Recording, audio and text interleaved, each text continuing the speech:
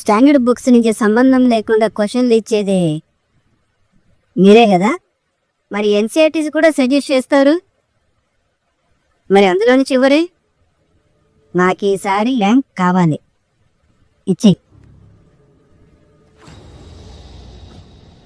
నీకు అటెంప్ట్స్ అయిపోయాయని చెప్పానే, ఆ రూల్ పెట్టింది నేనే. ఈ ఇయర్ కొద్దిగా క్లాస్ చేసింది కూడా నేనే.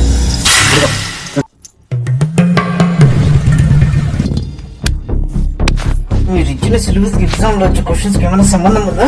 నువ్వు బట్టి పట్టిన స్టాండర్డ్ బుక్స్ అన్ని నువ్వు కోచింగ్ సెంటర్లకి లెక్క చెప్పాలి. నేను ఎవరికి లెక్క చెప్పక్కర్లేదు. సిలబస్ లో లేకపోయినా కరెక్ట్గా పేరు చెప్పి సిస్టమ్ చేసి అడుగుతా. తొందరలోనే నువ్వు మా ఆస్పిరెంట్స్ వేసే సుప్రీంకోర్టు కేసులో పోతావు, చూస్తూ ఉండు. నీ రూమ్ లో కొత్తగా దిగిన ఫస్ట్ ఎగ్జామ్ కొరవని అనుకుంటున్నావా?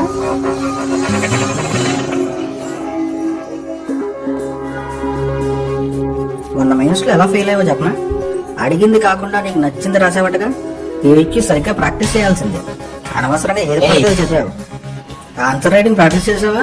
మాక్ టెస్ట్ లో ఫస్ట్ ఎగ్జామ్ వల్ల ఆన్సర్ తెలియకపోతే గుడ్డిగా ఆప్షన్ సి పెడుతున్నావుంటగా. కట్ ఆఫ్ నాదే, ఆన్సర్ కీ నాదే.